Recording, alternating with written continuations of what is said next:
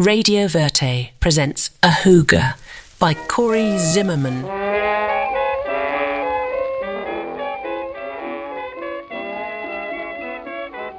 Smokey Joe, Act 2. I can't sleep at night. I can't eat a bite. 'Cause the man I love, he don't treat me right. He makes me feel so blue. I don't know what to do. Sometimes I sit inside and then begin to cry 'cause my best friend said he's left to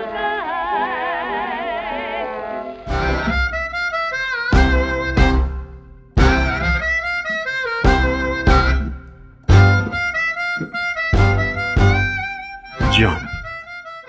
Right this way, my man, says Docs. Docs, craftsman on the sax. Entering the candy shop, I nod to the brute behind the counter. The brute, 6 feet 6 inches tall and cross-armed, towering behind endless jars of candy, a sugary stickiness of the eye caught between us. Endless jars of candy, Baby Ruth, Butterfinger, Christmas Charms, Charleston Chew, Chicken Bones, and so on, as stale as the air. Seeing that Lucy's Grocery sells whiskey out of the latrine down the block, and the church on the corner unloads sacramental wine by the confessional gallon, I'm not surprised to see Docs walk right into the ladies' room with nothing but a nod and devoid of any trace of indignity.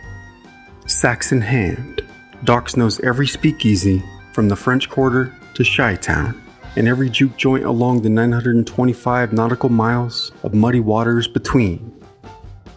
Here on the south side of Chicago, 3 blind tigers to the block, 5 years deep into the great experiment. The dread 16th of January had brought about a rush of jukes as elegant as a chandelier of colored glass, a boom of joints as rough-hewn as raw lumber, fine hotels, holes in the wall, back doors tucked away in the subterranean, and the mystery room. A joint Doc swears will knock my socks off. Scratch that itch, as he puts it. The mystery room is apparently through the ladies' room at the back of this nameless candy shop. The ladies' room.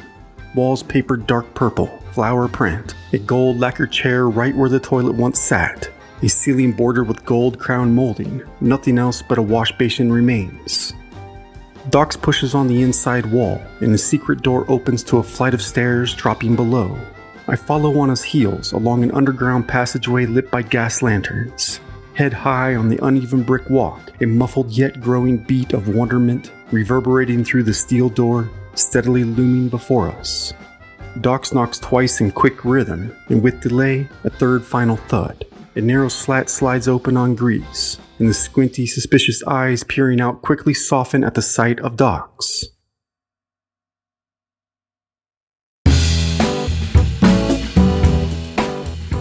Piggy, piggy, Doc says with a casual smirk, though no word is ever needed for Docs.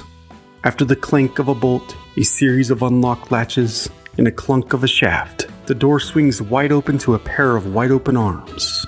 A sensorial tidal wave of pine and juniper and raw moaning blues. A perfect storm of every occasion having arrived right at my feet. Oscar Clyde Olson never tires of these hidden hollers of wonderment. The guard at the golden gates, the jewels of joy, and spirits howling and pouring free to drown out our collective misery, greets Docs. Buddy, how you been? Word has it you blowin' tonight. Louis, this here my man Oscar, says Docs with a confirming slap to my back. Louis, Napoleon-esque, none too tall, squat, but well-tailored, gesticulate, though kind and jolly, until he ain't. For Docs, warm and welcoming. Oscar, says Louis, welcome to the mystery room. Mystery room. Open from dusk till dawn. Come on, get out of that cold and grime, says Louis, looking past our shoulders for his own personal gray terrain, kept locked out for the night. Ain't nobody want to hear me spitting this danged up thing, says Docs, steeping into the blue haze within. Who you foolin', Docs? You're a monster on the sax, says Louis, shutting the door and re-engaging its complex series of locks, finishing with, All the ladies show up to see you blow. Docs love the ladies. The ladies love Docs.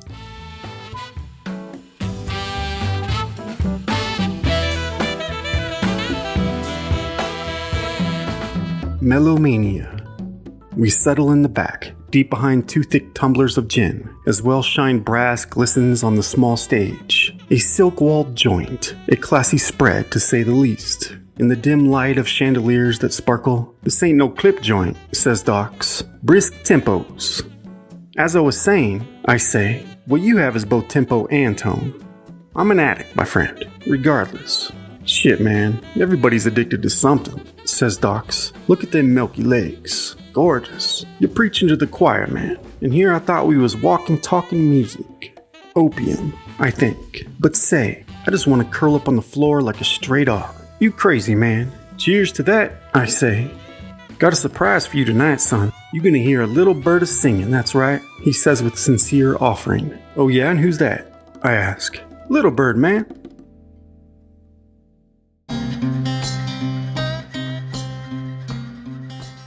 Don't tell me you ain't never heard of Little Bird. The way it moves, man. The new beat, the shake. Talk about the juice, and here I thought you was cool. And here I thought we were friends, I say. Who is she, I ask, well enticed. She's the Boogie Woogie, a legend in the making. But you don't want to act a fool, Oscar. And that's us friends talking. You hear the words I'm saying? Come on, Docs, you know me. Exactly. That's the problem, Oscar. I know you, he says, pausing to point across the room. You see that gorilla standing over there by the stage in that silk suit? That's Marco, Sam's man. And Little Bird is Sam's gal. Sam? I ask. Silver Dollar Sam? Street boss of the Cosa Nostra crime family? Marco will mop the floor with your ass. You mess around. Little Bird a high-class girl anyhow. And besides, you a down-home cracker, he says in a feigned tone as he waves over the waitress. The waitress. Clantonstein, with a fringed dress adorned with sparkling sequins and a blonde bob with a jeweled accent. She moves gracefully between tables, balancing a tray wet with spilled cocktails. Upon closer inspection, her deep red lipstick is as oozing as her oomph. Docs orders another round, saying, Tell you, man, Little Bird's the best thing to come out of this town. The new beat, man, you'll see. Yeah, we'll see, I say, leaning back in my seat. And don't mess around, Oscar, it ain't no joke. Meanwhile, Louis on standby exudes his air of authority by readjusting his bowler hat to the right degree, his sharp, refined look dulled only by the occasional, though discreet, scratch to an itch on his inner thigh. Eye on duty, he scans the room before settling on a skinny boy, none other than Skinny, Docs informs me, who is, as I look for myself, indeed, all skin and ankles in a tweed suit. And the word he's heard, Skinny making too many moves, focusing in on 14-year-old Maggie. 14-year-old Maggie, Rosemary's baby sister. Maggie washes glasses behind the bar, across from where her would-be suitor looms. As Doc says, when he ain't tap dancing for tips, that is, adding, with a crooked grin. Watch this, Skinny ass about to get tossed. Rosemary, a small yet fierce-eyed woman who runs the joint, keeping her own eye on Skinny from behind the bar, where she holds court like Helen Morgan, eyes of emerald green wrapped in deep velvet lace. Skinny leans over the bar to murmur something that makes Maggie shudder. Though she keeps her eyes down on task, she slams down a rag, a glass nearly shattering on the floor. Rosemary gives Louis the look, and that's all it takes. And Louis is on Skinny like a fly on shit, as Docs explains it, and drags the boy, who is in a verbal pudding stone of explanation, not outside, but somewhere in the back, from where nothing but a whimper escapes. Above, a sign reads, No shit. Below, another, Bait and Hook. Bait and Hook. Entering the cozy wonderland hidden below the candy shop, one rarely has the self-will to leave when the timing is right. This ecstasy of free-flowing booze, legs for days, an intoxicating rhythm. Nonetheless, as the devil's melody plays on, most anything goes, as long as the bills are stacked. Gambling, prostitution, all fair game. What is not is disrespect of any kind, apparently including thirsty eyeballs on Rosemary's baby sister, Maggie. What happens in the street is of no matter to Rosemary. She says in so many words, but what happens at the foot of her throne is quite another. and everyone knows it, all but Skinny perhaps. If you play by the rules, you get a free sandwich on the house, a glass of beer, and a shot of gin, but the rest is on the patron. No tabs, cash only, reads the sign. Rosemary, the queen of the South Side who answers to one man and one man only. And that man is Mr. Alfonso Gabriel Capone. Alfonso owns over 10,000 speakeasies easily. While the mystery room belongs to Rosemary, and Rosemary only, she bears one sole responsibility to Al: buy his bootlegged liquor. In turn, he has agreed to supply Rosemary with a steady stream of heavy names to grace her small but mighty stage. A launch pad for many a star, while keeping a mutual relationship with the greats. If he's making his dime, he'll boost anyone's career, and the people love stars, especially the flappers who flock to the dance floor, loose, happy, and free. Setting flappers to the side for a moment, Docs tells me, matter of fact, word is, Silver Dollar Sam in town tonight. It seems there are a lot of words going around. Something about Sam patching up a deal gone rotten with Capone. Something about Capone exporting gin down to New Orleans, Sam's neck of the woods. Something about gin in exchange for Jamaican rum. And tonight, Doc says, Sam's Lady Littlebird, star of Crescent City, will be kicking off her reunion tour across the Chicago Underground, right here on the humble yet velvet-upholstered stage before us. Stage. 5 men wax their brass as the chorus girls egress. A guitar, a bass fiddle, a trombone, a horn, and a sweaty sax, all glistening. Stance. The floor sits ready to thunder under stomping feet and shine with sweat and spit. The air, ready to fizzle with love and booze.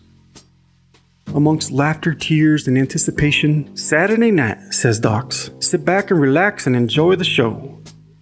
Okay, as Rosemary dims the room lights, flappers walk right out of the paisley print on the walls. Flappers. On the floor, wanting more and more with gin after gin. Word is, says Docs, taste of that Jamaican rum. In knee-high skirts, the dancing begins, taking the room for a whirl. The band warms up with some Charleston chew.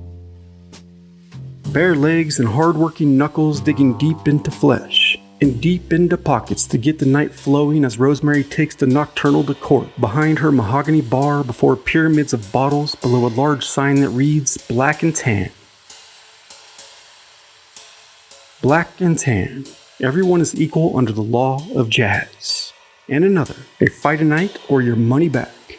And celebrities and near celebrities welcome. You just might be all the world to your mother, says Rosemary to those who have leaned in close with curious, spectating eyes and reverent focus on her words. But you just a cover charge to me. Rosemary, mixing cocktails to mask the poor quality of Capone's gin-flavored wood-grain alcohol. The Alexander, the Sweetheart, Fluffy Ruffles, the Pom-Pom, otherwise known as Crème de Cacao. Like a chemist, she mixes up concoctions of rye, ginger, and other essentials to smooth down the rough edges and not cause too significant a distress to the drinker, all under the high, watchful eye of a stuffed jackalope, a raccoon, and an entire stuffed bear wearing a bowler hat, as the real cocktails have fled to Havana, London, and Paris.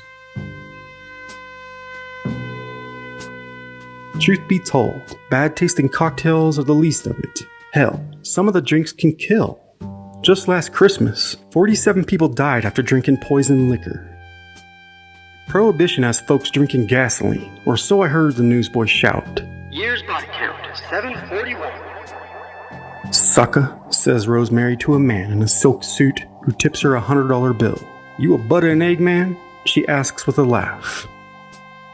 Once Rosemary saw the Prince of Wales don an apron and cook some eggs. She bullshits as the light she has dimmed to near total darkness increase the allure of her darkest night eyes. A soft, steady rhythm of percussion sets in, caressing the drum of the ear as the piano carries Little Bird across the stage to blooming applause. The horns fade, and a shit-eating grin spreads across Docs' face from ear to ear, unlike anything I've ever seen, as he says tenderly, arm curled around my neck, "This her right here."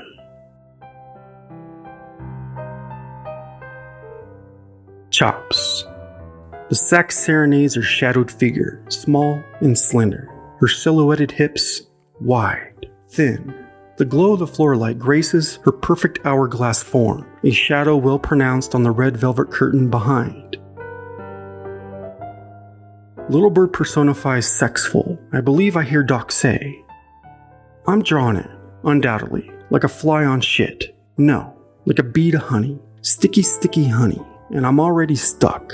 Her gown, as blue as a bird, her hair short, straight, and midnight, eyelashes curled in onto themselves, hanging lazily with weight. A glisten from her shoulder, pecan eyes, bedazzling every man in the room. The band goes silent as she shuts her eyes. Lashes, a dark curtain concealing her young soul, a softening of every sharp edge in the room, and after a beat, a tiny bird on a limb faintly rings the bluest bell. Good evening. A trickle of the ivories, and after yet another beat, the release of a lullaby that makes the daddies cry and mamas weep to the bluest melody. Blue memories are haunting me, it seems. My lover has gone in my dreams. The blues keep haunting me. My nights are dreary and long. I want you to remember to right the wrong, deep mystery of long lost love, it seems, are my blue memories.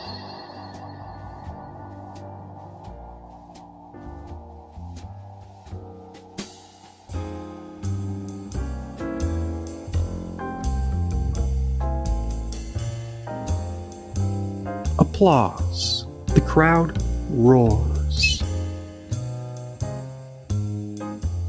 Little Bird blushes, clasping her small hands together in gratitude. Shy yet graceful, she takes a slight bow before rushing off stage in tiny steps.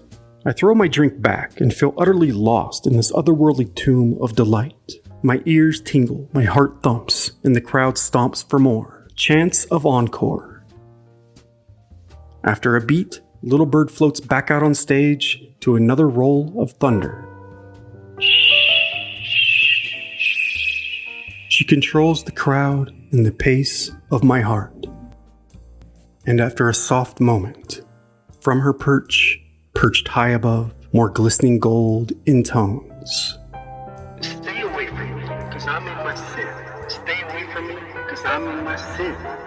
If this place gets raided, it's just me and my gin. Don't try me or nobody else. You'll never win.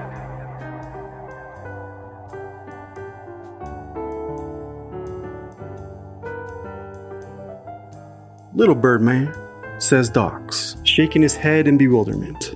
Told you she the best. Docs, buddy, I'm in love, I say, utterly struck, wide-eyed, mind blown to tatters when suddenly I'm flung back in the boat with a quick reel of a dame who drops in the booth right next to me. Free. She looks up at me with heavy, intoxicated eyes. Line, with thin lips, caked in thick lipstick, cascading ash balancing in one hand, martini in the other. She says with no hesitation at all, for tomorrow we may die. Let's get drunk and make love.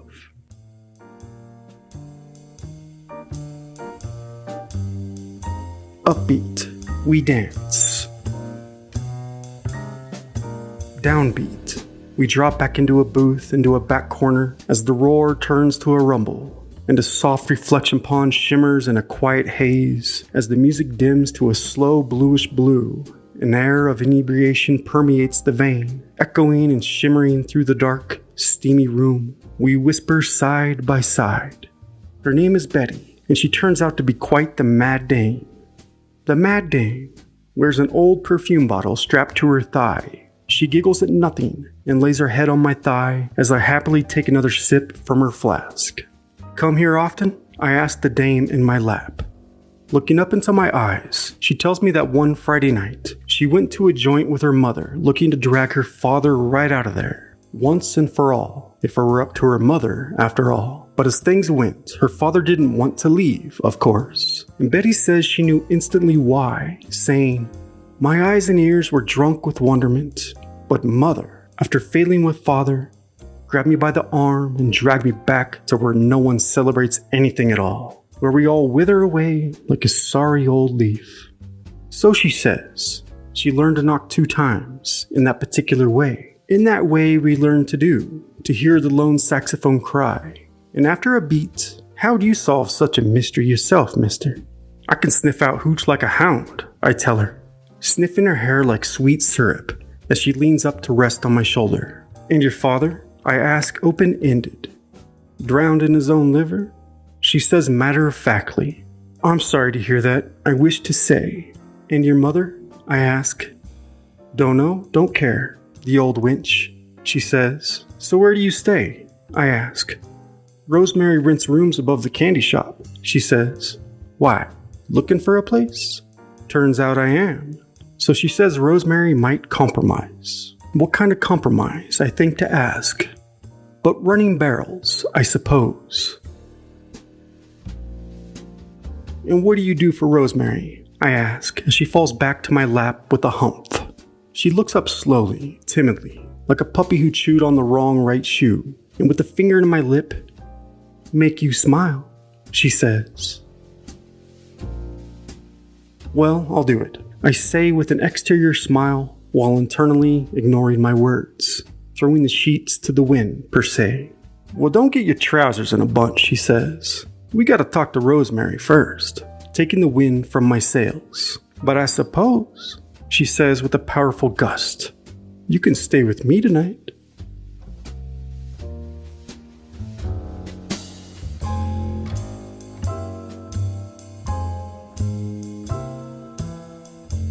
Drop beat feel. She sits back up and we share a moment, but Betty's eyes grow heavy, heavier. Lashes, droopy, droopier. Sexful, sexier, quite indeed.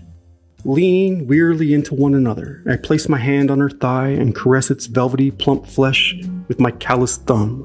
Betty moans. Decrescendo. I lean in further as our interlocked eyes slowly shut, and our lips finally touch. And as Doc's saxophone cries out in the night, I dream of dark tunnels and where they might lead.